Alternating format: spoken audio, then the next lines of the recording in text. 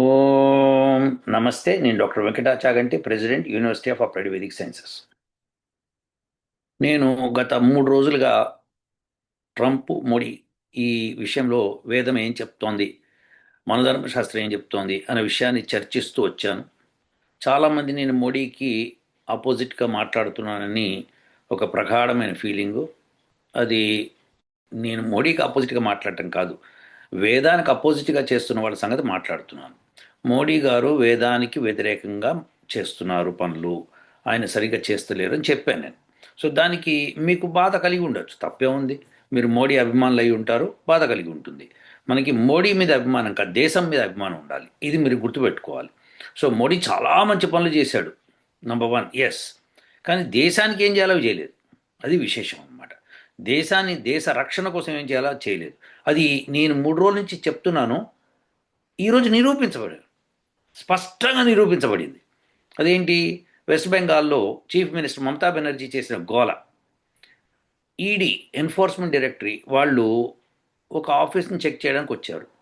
ఈమె అక్కడికి వెళ్ళి జబర్దస్తిగా తన మంది మార్బలంతో డీజీతో సహా వెళ్ళి, డిఐజీతో సహా వెళ్ళి లోపలికి వెళ్ళి తనకు కావాల్సిన ఫైల్స్, కంప్యూటరు, సెల్ ఫోన్లు ఇవన్నీ ఆ ప్రతీక్ జైన్ అన్న అతని ఇంటి దగ్గర నుంచి ఇక్కడ ఆఫీస్ నుంచి రెండింటిని బరామత్ చేసుకున్నాను. తీసుకుంది. తీసుకొని దర్జాగా వెళ్ళిపోయింది. ఈ ఈడీ ఎన్ఫోర్స్మెంట్ ఏమీ చేయలేకపోయింది. ఆమెను అరెస్ట్ చేయలేదు. చేయలేదు. 24 అవర్స్ అయింది, ఇప్పటిదాకా ఆమె అరెస్ట్ కాలేదు. ఈడీ హైకోర్టులో కేసు వేసింది. ఆ హైకోర్టులో హియరింగ్ ఉండింది నిన్న. అంటే మీ మీ టైం ప్రకారం ఇవ్వాలనుకోండి.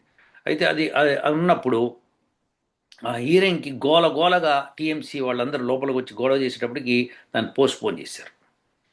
ఎందుకు చేస్తున్నారు ఇదంతా అంటే ఆమెకి టైం కావాలి. ఆమె ఆ ఫైల్స్లో ఏమున్నాయి అవన్నీ తీసేసి వేరేవి పెట్టేసి, మ్యాటర్ అవి పెట్టేసేసి తనకు కావాల్సినవన్నీ పెట్టుకొని అందులో ఏమి మాకు సంబంధించింది ఉంది వేరేది లేదు చెప్పుకోవడానికి ఎన్ని ప్రయత్నాలు చేసినా ఆమె చేసిన తప్పు, భయంకరమైన తప్పు అది. ఎందుకంటే ఎన్ఫోర్స్మెంట్ డైరెక్టరీని అబ్స్ట్రక్షన్ చేస్తే కనుక it is obstructing the police and enforcement directory. అంటే ఏంటంటే సెక్షన్ 225 కింద, ఐపీసీ సెక్షన్ 225 కింద, ఇప్పుడు ఐపీసీ లేదనుకుంటా, న్యాయశాస్త్రం ఏదో చెప్తున్నారు అది. సో ఏదన్నా దాని లెక్క ప్రకారము ఆమెని అరెస్ట్ చేయొచ్చు, ఆమె జైల్లో పెట్టచ్చు, పెనాల్టీస్ వేయచ్చు, ఏమైనా చేయొచ్చు. ఆ తర్వాత సిఆర్పిసి సెక్షన్ 41 కింద ఆమెని ఖచ్చితంగా అరెస్ట్ చేయాలి. ఓకే, ఇవన్నీ ఉండి కూడా ఆమెను అరెస్ట్ చేయలేదు. అంటే సామాన్య మానవుడు, ఫర్ ఎగ్జాంపుల్ మీరు మీ ఇంటికి ఎవరిని ఈడీ రైడింగ్కి వచ్చినప్పుడు మీరు వాళ్ళని అబ్స్ట్రక్ట్ చేసి మీరు వస్తువులతో సహా బయటికి వెళ్ళాను అనుకోండి, ఒప్పుకుంటుందా ఈడీ? అరెస్ట్ చేసేస్తుంది. పోనీ మీ స్నేహితుడి ఇంట్లో జరుగుతోంది, లేదు నా డబ్బులు అక్కడ ఉన్నాయని మీరు వెళ్ళి బలవంతంగా తెచ్చుకోవడానికి వీలవుతుందా? లేదా నా మెటీరియల్ అక్కడ ఉందని బలవంతంగా తెచ్చుకోవడం వీలవుతుందా? అవ్వదు కదా. అయితే మీరు ప్రయత్నం చేస్తే అరెస్ట్ చేస్తారా? లేదా? చేస్తారు. మరి ఇక్కడ ఎందుకు చేయలేదు? అంటే ఇది సెంట్రల్ గవర్నమెంట్ దానికి యాక్షన్ తీసుకోదా? లేదండి ఈడీ యాక్షన్ తీసుకుంటుందండి. ఈడీ యాక్షన్ తీసుకుంటుంది సరేనయ్యా. ఈడీ యాక్షన్ తీసుకోవాలంటే వాళ్ళకి సప్లై చేయాల్సిన పోలీసు మంది మార్బలం అంతా మీరే కదా. లేదండి పోలీసు స్టేట్ గవర్నమెంట్ చేతిలో ఉంది, అందుకే ఆమె ఉపయోగించుకుంది. కరెక్ట్, మిలిటరీని దించు. ఎంతసేపు దించడం? పైగా అరెస్ట్ చేయాలి ఆమెని. అరెస్ట్ చేయకుండా ఎట్లా ఉన్నారు? ఇప్పటిదాకా అరెస్ట్ చేయకపోవడం ఏంటి? తర్వాత హైకోర్టులో ఎట్లనే వేశారు, కోర్టు చూసుకుంటుంది ఆ సంగతి. ఫస్ట్ ఇది అరెస్ట్ చేయాలి కదా. ఎందుకు అరెస్ట్ చేయలేదంటే మోడీకి ధైర్యం లేదు. దేశంలోనే ఒక రాష్ట్రంలో ఒక జరుగుతున్న తతంగానికి ఆయనకి ధైర్యం లేదు. అమిత్ షాకి ధైర్యం లేదు. అదే ఇందిరాగాంధీ ఏం చేసిందో నేను చెప్తాను, ఇది విని మీరు షాక్ అవుతారు. 1982, 83లో ఎన్టీఆర్ గారు ఆంధ్రప్రదేశ్ అంతా తిరిగి ఇందిరా కాంగ్రెస్ను ఓడగొట్టాడు. కాంగ్రెస్ని ఓడగొట్టి తను పదవిలోకి వచ్చాడు చీఫ్ మినిస్టర్ కింద. అంతకుముందు ఎమర్జెన్సీ అయిన తర్వాత ఎలక్షన్స్ జరిగినప్పుడు కాంగ్రెస్ ఆవు దూడ గుర్తుతో ఉండేది. వాళ్ళందరూ కూడా ఇందిరాగాంధీని బహిష్కరించారు. అప్పుడు ఆమె విడిగా వెళ్ళి ఇందిరా కాంగ్రెస్ అని ఒక పార్టీ పెట్టుకొని హస్తం గుర్తు పెట్టుకుంది. ఆమెతో చేరిన వాళ్ళు చేరారు. ఆ హస్తం గుర్తు మీద మొత్తం భారతదేశం అంతా ఆమె నిలబడితే ఆమెకు వచ్చిన సీట్లలో చాలా తక్కువ సీట్లు వచ్చినాయి. అయినా సరే అందులో 42 సీట్లు ఉమ్మడి ఆంధ్రప్రదేశ్కు ఉంటే 41 సీట్లు గెలుచుకున్నాను. అంటే ఆంధ్రప్రదేశ్, ఉమ్మడి ఆంధ్రప్రదేశ్ ఆమెను అట్లా గెలిపించారు. అంటే బోత్ తెలంగాణ అండ్ ఆంధ్ర, ఇప్పుడున్న తెలంగాణ ఆంధ్ర ఇద్దరు కలిసి 41 సీట్లు ఇచ్చి గెలిపించారు. ఆమె అన్నది భారతదేశం అంతా ఒక కన్ను నాకు, ఈ ఒక్క రాష్ట్రం నాకు ఇంకో కన్ను అని చెప్పింది. ఆమె అంత బలంగా చెప్పింది అనమాట. ఆమెకి అంత సపోర్టు ఆంధ్రప్రదేశ్, ఉమ్మడి ఆంధ్రప్రదేశ్ అప్పుడు ఇచ్చింది. అయితే ఆమె అయినా సరే అది అయిపోయింది, ఎలక్షన్స్ బయటకు వచ్చిన తర్వాత ఎన్టీఆర్ గారు 82, 83లో ఆ పార్టీ పెట్టుకొని బ్రహ్మాండంగా ఆంధ్రప్రదేశ్ అంతా తిరిగేసేసి ఆమెను ఓడగొట్టారు. బాగానే ఉంది, అతను చీఫ్ మినిస్టర్ అయ్యాడు, బాగానే ఉంది. కానీ అయిన దగ్గర నుంచి ఇందిరా ఇట్లా, ఇందిరా ఇట్లా, ఇందిరా ఇట్లా అని చెప్పి ఇందిరాగాంధీ నానా మాట్లాడడం మొదలుపెట్టాడు. ఒకానొక శుభ సందర్భంలో ఆమె ఏం చేసిందంటే, రామ్లాల్ అప్పుడు గవర్నర్గా ఉండే, రామ్లాల్తో మరి ఇంటర్నల్ ఏం జరిగింది లేదు. సో రామ్లాల్ గారు ఆ, నాదెండ్ల భాస్కర్రావు అని ఆయన ఉన్నాడు, ఆయన బయటకు వచ్చి నాకు మద్దతు ఎక్కువగా ఉంది, నేనే చీఫ్ మినిస్టర్ అవ్వాలని చెప్పి ఆయన బయటకు వచ్చేటప్పటికి ఎన్టీఆర్ని వెంటనే గద్దెదించాడు. ఇంకా కనీసం అసెంబ్లీలో స్ట్రెంగ్త్ ప్రూవ్ చేయడానికి అవకాశం ఇవ్వలేదు. ఇవ్వకుండా ఫస్ట్ దింపేసేసి నాదెండ్ల భాస్కర్రావుని ఎక్కిచ్చేసి అతను చీఫ్ మినిస్టర్ అయిపోయాడు. అయిపోగానే ఎన్టీఆర్ గొడవగా ఈ ఎంత మొత్తం ఆంధ్రప్రదేశ్ అంతా అల్లకల్లోలమైంది, అయినా పట్టించుకోలేదు. ఇందిరాగాంధీని అడుగుదామని చెప్పి రిపోర్టర్స్ అందరూ వెళ్తే ఆమె 3 రోజుల దాకా అపాయింట్మెంట్ ఇవ్వలేదు. 3వ రోజున అపాయింట్మెంట్ ఇచ్చింది. ఏంటండి ఎందుకు వచ్చారు ఏంటంటే, ఇట్లా ఆంధ్రప్రదేశ్ ఇట్లా అయింది అది అంటే, అవును నేను విన్నాను, ఏం జరిగింది అక్కడ, ఆయన ఏదో చేశాట కదా, అందుకనే ఆయనకి వేరే ఆయనకి పవర్ ఎక్కువగా ఉందంట కదా, ఎక్కువ నెంబర్ ఆఫ్ ఎమ్మెల్యేలు ఉన్నారట కదా, అందుకే ఇచ్చినట్టున్నారు కదా. అంటే మీకు తెలియదంటే, నాకు ఇప్పుడే కదా తెలుస్తుంది, అది పైగా మా కాంగ్రెస్ పార్టీ కాదు కదా అని చెప్పి చాలా చక్కగా తెప్పేసేసి పక్కకి వెళ్ళిపోయింది. రామ్లాల్కి అలా ఉంది. ఆ నెల రోజుల పాటు పోరాటంలో నేను ఇంకా చిన్నపిల్లవాడిని అప్పుడు, నేను చక్కగా వాటిలో వెళ్ళాను అనమాట. వెళ్ళి అక్కడ టైగర్ నరేంద్ర అని ఉండేవాడు హైదరాబాద్లో, ఆయన బీజేపీ అనుకుంటా అయినప్పుడు. అయితే ఆయన గొడవ చేస్తుంటే ఆయనతో పాటు వెళ్ళి జెండాలు పట్టుకొని తిరగడం జరిగింది. ఎందుకంటే అది వయసు అట్లాంటిది, టీనేజ్లో అట్లనే ఉంటుంది. సో వెళ్ళిపోయి తిరగడం అది చేసాం.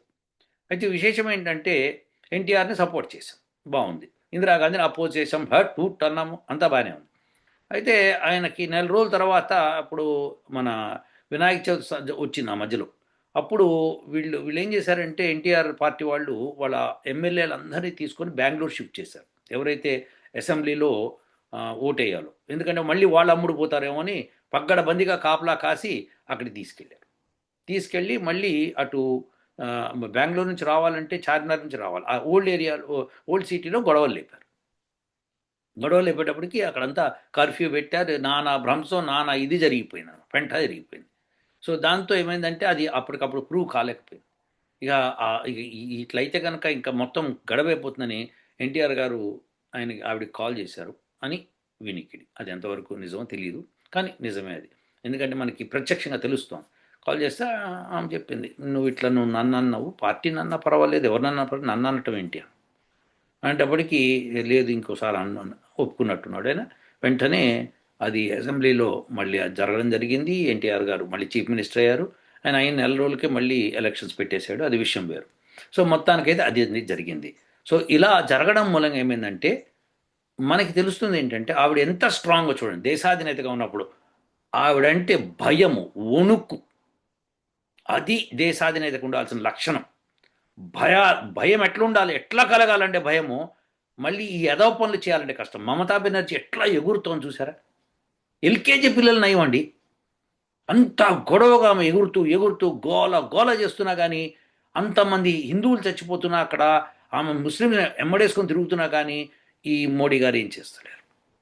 సరే అవన్నీ చేయలేదండి, వాటికి వేరే ఉంది. కానీ ఇదేమైంది ఇప్పుడు, మమతా బెనర్జీ నా ఆఫీస్, అది మా పొలిటికల్ ఆఫీసు, మీరు అక్కడికి వెళ్ళి మీరేం చేస్తున్నారు అని ఎన్నన్నా అడగచ్చు కాక, కానీ ఈడీని అప్సెట్ చేయకూడదు. నీ ఫైల్స్ ఉన్నాయా, నీ కౌన్సిల్ పొలిటికల్, హైకోర్టు వెంటనే కేసు వేయి, హైకోర్టు వెంటనే వింటుంది, ఆ ఫైల్స్ ఆమెకి ఇచ్చేసేయండి అని కోర్టు కూడా చెప్తుంది, ఒకవేళ ఆమెదే అయితే కనుక. సో అది కాదు, అందులో ఇంకో ఏదో మిస్టరీ ఉంది. మొత్తానికి ఇప్పుడు ఆమె రోడ్డు మీద పడిపోయి గోల చేస్తూ, హర్తాలు చేస్తూ, గొడవ చేస్తూ తిరుగుతోంది ఆమె. అసలు ఎంత చండాలం అంటే, అంతకంటే నాసిరకం మనిషి ఇంకొక ఆమె ఉండదు. అలాంటి ఆమెకి ఈ వీళ్ళు భయపడుతున్నారు, అమిత్ షా అండ్ మోడీ ఇద్దరు. లాస్ట్గా అమిత్ షా ఇంటికి కూడా వెళ్ళి, ఇంటికి దగ్గర కూడా తృణమూల్ కాంగ్రెస్ ఎంపీలు గొడవ చేస్తే వాళ్ళని అరెస్ట్ చేయించుకున్నది తప్పితే మమతా బెనర్జీ ముట్టుకోవాలంటే భయం, వణుకు వచ్చేస్తోంది వీళ్ళిద్దరికి. మరి ఇంతకంటే ఏం చెప్తాం చెప్పండి. లేదంటే కోర్టు చూసుకోవాలి, ఈడీ చూసుకోవాలి, ఇది ఈడీది కదా, మనకి మోడీకి ఏం సంబంధం ఏంటి? దేశ రక్షణ అన్నది మోడీ చేతుల్లో ఉన్నది. ఈడీకి రక్షణ ఇవ్వవలసిన బాధ్యత అయింది. ఎస్, ఈడీ ఉండగా ఆమె లోపలికి వెళ్ళి వాళ్ళ దగ్గర ఫైల్స్ లాక్కొని, కంప్యూటర్ లాక్కొని, సెల్ ఫోన్ లాక్కొని వెళ్ళింది అంటే దీన్ని మీరు ఏమని చెప్తారు చెప్పండి? ఇది అసహ్యమైన విషయం. అసలు ఈ సందర్భంలో మోడీ చేయాల్సిన పని ఏంటంటే ఇమ్మీడియట్గా ఆమెను అరెస్ట్ చేయించడం. తర్వాత సంగతి తర్వాత. గొడవలు అయితే అయ్యిని, ఆ గొడవలు అయితే అది ఆడో తేల్చుకోవచ్చు. లేదండి ఇది ఒక చాణక్య నీతి అండి. ఈ చాణక్య నీతి మూలంగా రేపు పొద్దున్న ఎలక్షన్స్ వస్తున్నాయి 6 నెలల్లో, అప్పుడు మోడీ ఓడిపోతాడు, ఆ మమతా బెనర్జీకి వచ్చేస్తుంది సింపతి అంటే, అది కాదురా బాబు. చేయవలసింది రక్షణ. అదే మీరు వెళ్తే కనుక మిమ్మల్ని అరెస్ట్ చేయరా? మీకో న్యాయమో ఆమెకో న్యాయం ఎట్లా ఉంటుంది? ఆలోచించండి అందరూ కాస్త. మోడీ ఫ్యాన్స్ అంటున్నారు. మోడీ చేస్తున్న మంచి పనులన్నీ లెక్క కడుతున్నారు. ఆయన చేతకాని విషయాన్ని కూడా లెక్క కట్టండి.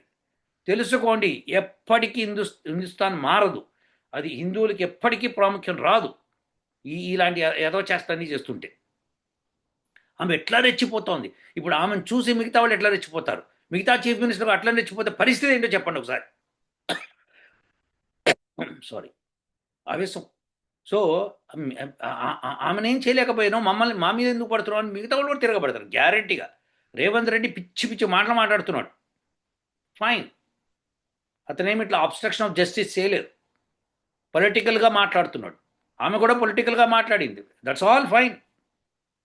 బట్ ఇదేంటండి, ఎన్ఫోర్స్మెంట్ డైరెక్టరీని ఆపడం ఏంటి, చేయటం ఏంటి? అంటే ఇంకా నీకు లాకి ఇంకా నీకు వాల్యూ ఎక్కడ ఉంటుంది? ఇంకా నువ్వు లాని డిఫై చేస్తున్నావు. ఒక చీఫ్ మినిస్టర్ అయి ఉండి నువ్వు లాని డిఫై చేస్తున్నప్పుడు, నువ్వు దాన్ని వ్యతిరేకి పని చేస్తున్నప్పుడు, నువ్వు ఆ పని చేసినప్పుడు రేపు పొద్దున్న నీ పోలీసు ఎవరైనా ఇంటికి వెళ్ళినప్పుడు వాళ్ళు అదే పని చేస్తారు కదా. చెయ్యరామక నమ్మకం, ఎందుకంటే పోలీసులు అందరినీ పగడబందిగా పెట్టుకుంది. వాళ్ళందరి చేత అరాచకం చేస్తోంది. రాష్ట్రంలో అరాచకంతో రెచ్చిపోతున్నారు. ఆ సిగ్గు ఎగ్గు లేని అక్కడ మనుషులు అసలు ఓటింగ్ ఆమెకు ఎట్లా ఇచ్చిందో నాకు అర్థమే కాలేదు. లాస్ట్ టైం బీజేపీకి 73 సీట్లు ఏమో వచ్చినాయి. బ్రహ్మాండంగా ఉంది కదా అనుకుంటే ఆమెకి ఎక్కువ వచ్చినాయి కాబట్టి ఆమెను చీఫ్ మినిస్టర్ చేశారు, బాగానే ఉంది. కానీ కొద్ది రోజుల్లోనే కొంతమందిని లాగేసుకుంది బీజేపీ నుంచి. ఈ సిగ్గులేని బీజేపీ వాళ్ళు ఆమె దగ్గరికి వెళ్ళిపోయారు. ఏం చెప్పమంటారు చెప్పండి? సో ఇది పరిస్థితి. అసలు ఇప్పుడు చేయవలసింది మోడీ కానీ అమిత్ షా కానీ చేయవలసింది ఆమెను అరెస్ట్ చేయించడం, తీసుకెళ్ళి తీహార్ జైల్లో పెట్టడం. సమస్య లేదు. అక్కడ వేరే రాజ్యం స్థాపించడం, గవర్నర్ పాలన పెట్టడం, end of the story. First నా దేశంలో నాకు రక్షణ లేకపోతే ఇంకెక్కడ ఉంటుంది? ఒకసారి ఆలోచించి చూడండి. మీరందరూ ఆలోచిస్తారనుకుంటున్నాను. నేను గత 3 రోజులుగా మోడీ చేత కావట్లేదు, మోడీకి చేత కావట్లేదు, ఆయనకి ధైర్యం చాలట్లేదు, ఆయన నేను మంచివాడిని, నేను గొప్పవాడిని అనే పేరు తెచ్చుకోవాలని ముందు మా తప్పితే భారతదేశానికి రక్షణ ఇవ్వలేడో తెలిసిపోయింది. ఓన్ రాష్ట్రంలో జరుగుతుంది, తన సొంత దేశంలో ఒక రాష్ట్రంలో జరుగుతున్నదే ఆయన రక్షించుకోలేకపోతున్నాడు. ఇంకేం దేశాన్ని కాపాడతాడు? ఏమో చెప్తారు మీరు అందరు కబుర్లు. ఒకసారి ఆలోచించరుగాక. నేను మోడీని తిడుతున్నాను కాదు, మీరు ఆలోచించండి. ఎన్నన్నా మీరు ఆయన సపోర్ట్ చేయండి. ఈ విషయంలో నేనుంటే నాట్ మోర్ దెన్ 10 minutes ఆమె అరెస్ట్ అయిపోయింది. ఖచ్చితంగా ఎంత గొడవ జరిగితే మిలిటరీని దింపేసి గొడవ లేపు అరెస్ట్, ఇది కంపల్సరీ. అది ఫస్ట్ దేశంలో శాంతి కావాలి, దేశంలో సుభిక్షత కావాలి, దేశంలో డిసిప్లిన్ కావాలి. ఎవడు పడితే వాడు వీడిలో పడతా అంటే ఎట్లా ఊరుకుంటామండి? ఊరుకోం. ఉంటానండి. ఓ